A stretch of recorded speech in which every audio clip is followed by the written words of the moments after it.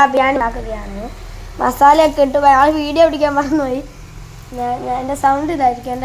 എനിക്ക് പനിയൊക്കെ ആയി കുറച്ച് ദിവസം പനിയൊക്കെ ആയിരുന്നു. സ്കൂൾ കൂട്ടിയപ്പോഴാണ് അന്ന്. അതുകൊണ്ടാണ് ഞാൻ കുറേ ദിവസം എൻ്റെ സൗണ്ടൊന്നും കേൾക്കണമെന്ന്. ഇപ്പോൾ റെഡിയാക്കില്ല മൊത്തത്തിൽ, എന്നാലും ഞാൻ ഏകദേശം റെഡിയായി വന്നിട്ടുണ്ട്. കാണുന്നില്ലല്ലോ.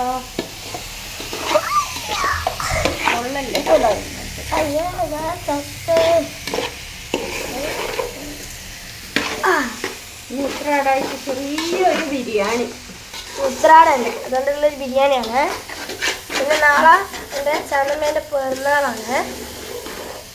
അപ്പോൾ ഹാപ്പി ബർത്ത്ഡേ കമൻറ്റ് ചെയ്യണം എല്ലാവരും.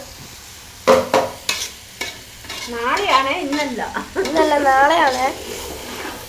നാളെ തിരുവോണത്തിനാണ് എൻ്റെ ചാനമ്മേൻ്റെ പിറന്നാൾ. ഞങ്ങളുടെ പൂക്കാലം കാണിച്ചു തന്നില്ലല്ലോ, അത് കാണിച്ചു കൊടുത്തിട്ടായിരുന്നേ. പൂക്കാലം കാണിച്ചു തരാം. ഞാനിട്ടെ പൂക്കളം എന്ന് വെച്ചാൽ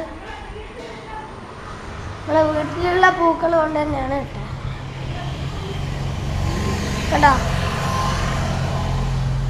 ഞങ്ങളുടെ വീട്ടിലുള്ള പൂക്കൾ കൊണ്ട് തന്നെയാണ് ഇതെല്ലാം ഇട്ടത്. മൊത്തം കഴിഞ്ഞതാ. ഇപ്പോൾ ചെടിയെല്ലാം എങ്ങനെയുണ്ട് കാലി. നമുക്ക് അടുക്കളയിലേക്ക് ബാക്കി ബിരിയാണി പരിപാടിയിലേക്ക് കാണാം. ബിരിയാണി പരിപാടി റെഡിയല്ലേ? അയ്യോ, ഞാൻ കുടുങ്ങി പോയത്. അല്ല, ബിരിയാണിയായി.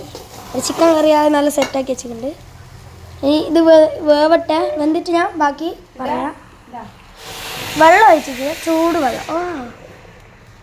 ആവശ്യത്തിനുള്ള വെള്ളം ഒഴിച്ച്. അടിപൊളിയാണ്. ചെറിയൊരു ബിരിയാണിയൊക്കെ പെട്ടെന്ന് നമുക്ക് ഉണ്ടാക്കിയെടുക്കാം. ഇത് വെന്തിട്ട് ബാക്കി പറയാം.